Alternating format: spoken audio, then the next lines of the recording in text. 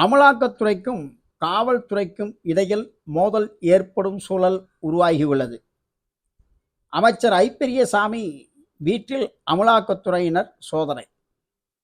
இச்சோதனையில் எதிர்ப்பு தெரிவித்து திமுகவினர் வீட்டின் முன் குவிந்துள்ள சூழலில் அமலாக்கத்துறையினர் இன்று சென்னையில் உள்ள எம்எல்ஏ ஹாஸ்டலில் தங்கியிருந்த அமைச்சரின் மகன் செந்தில்குமார் அறையில் சோதனை.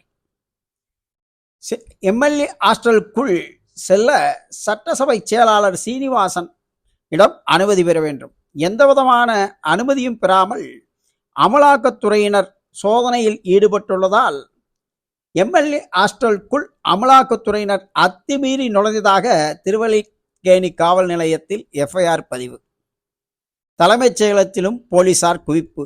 இச்சூழலில் அமலாக்கத்துறையினர் கைது செய்யப்படலாமா என்ற ஒரு கேள்வியும் எழுந்துள்ளது. முறையான அனுமதியின்றி சோதனை நடத்தியதற்காக திருவல்லிக்கேணி காவல் நிலையத்தில் வழக்கு பதிவு செய்யப்பட்டுள்ள காரணத்தால் அமலாக்கத்துறைக்கும் காவல்துறைக்கும் மோதல் ஏற்படும் சூழல் ஏற்பட்டுள்ளது.